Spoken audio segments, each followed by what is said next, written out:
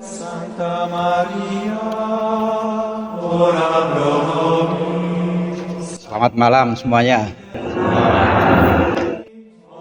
Hari Senin yang lalu ada yang bertanya kepada saya, Pastor, berkenaan dengan meninggalnya Bapak Suci Paus Fransiskus, kita perlu mengadakan doa atau tidak? Lalu saya jawab, siapakah kita ini? Kita itu bisanya hanya mendoakan. Lebih dari itu kita nggak bisa. Dan kalau kita mendoakan, itu juga kita hayati sangat kecil. Apakah untuk hal yang sangat kecil ini, tetapi berarti kita juga masih tarik ulur.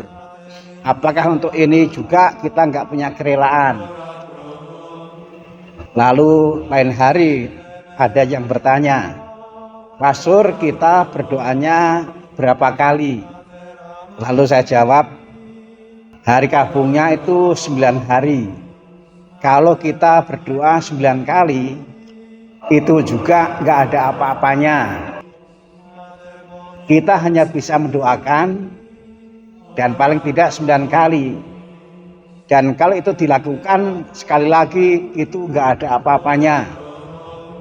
Apakah untuk itu kita juga masih mau tarik ulur? Apakah untuk itu kita juga masih mikir-mikir? Lalu saya mengatakan, mari kita menjadi orang yang tahu diri. Mari kita menjadi orang yang tahu berterima kasih. Mari kita menjadi orang yang juga peduli pada Bapak Suci, Gembala kita. Yang kita lakukan berdoa. Bahkan kita berdoa 100 kali, itu juga kita hayati kecil, nggak ada apa-apanya. Jangan sampai yang tidak ada apa-apanya itu juga kita nggak mau melakukan, atau mau melakukan tetapi juga tidak tulus. Jangan. Saya berusaha untuk menyemangati, maka saya itu ikut doa untuk Bapak Suci keliling.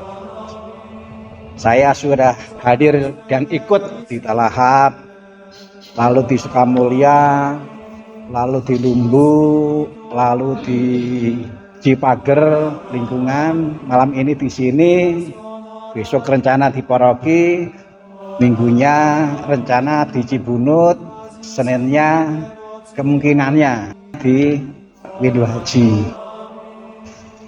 Saya tuh juga merenung, apalagi yang bisa saya lakukan. Kalau saya merefleksinya seperti itu, jawabnya saya adalah saya juga mau menyemangati. Caranya adalah dengan siapapun yang posting entah foto entah video di grup Dewan Paroki Inti, saya beri semangat, saya berikan respon yang meneguhkan. Tak terkecuali tadi malam itu saya mengatakan, dimanapun, berapapun, dan siapapun yang berdoa itu baik.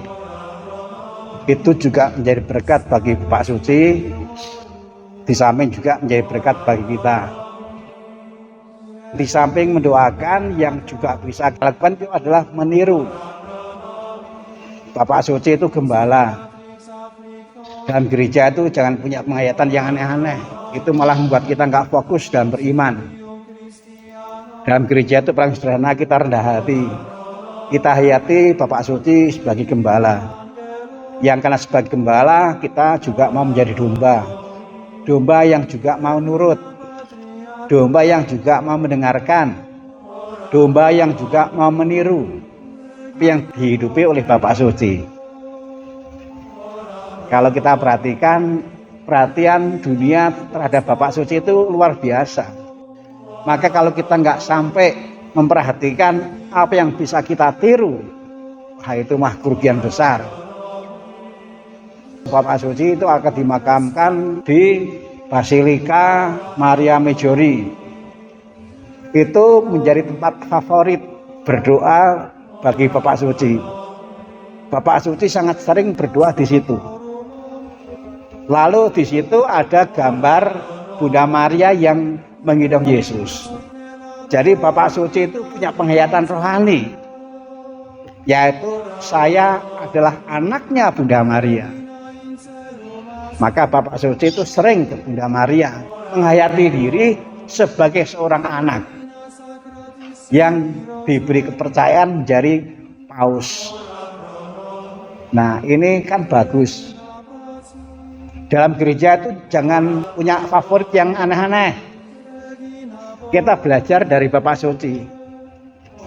Pasti setiap orang tuh punya yang dijadikan sebagai yang favorit. Nah, dalam gereja itu jangan yang aneh-aneh. Kita belajar dari Bapak Suci. Sebagai orang yang beriman, pertama punya tempat yang favorit untuk doa. Yang kedua juga untuk punya penghayatan yang favorit yang dihidupi.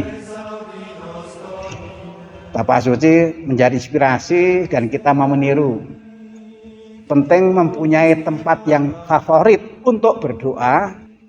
Dan yang kedua punya penghayatan rohani yang favorit.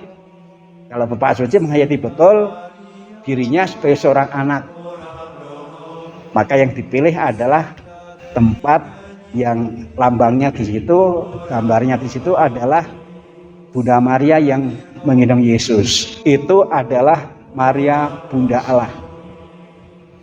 Dan itu nggak salah, karena kalau kita buka kitab suci, Yesus itu mengangkat Maria sebagai bunda kita dan mengangkat kita sebagai anaknya Maria. Maka setiap kali Bapak Suci berdoa di situ, dia menghayati betul. Ini seorang anak yang sedang berkunjung pada ibunya. Anak mengungkapkan sesuatu, lalu kemudian ibunya juga mengungkapkan sesuatu. Keduanya antara anak dan ibu berdialog. Jadi sekali lagi, yang bisa kita lakukan itu kecil. Maka yang kecil ini kita berusaha gak usah tarik ulur. Begitu sederhana kok. Berdoa untuk Bapak Suci, tetapi juga belajar dari Bapak Suci. Bapak Presiden kita, Bapak Prabowo menyebut bahwa Bapak Suci itu panutan, bahkan panutan tingkat dunia. Mengikuti yang sungguh diakui sebagai panutan itu kan sesuatu yang bagus, daripada kita mengikuti yang tidak pernah dijadikan sebagai panutan. Nah, mudah-mudahan doa kita ini di samping juga bermanfaat untuk Bapak Suci, untuk kita, tetapi juga bermanfaat untuk belajar meningkatkan kehidupan beriman kita. Malam hari ini kita belajar dari bagaimana Bapak Suci punya yang favorit, dan yang favorit itu tepat, tidak aneh-aneh.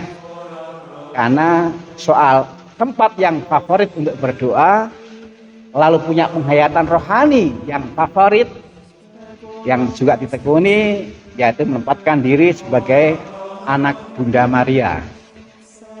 Mudah-mudahan ini juga menyemangati kita.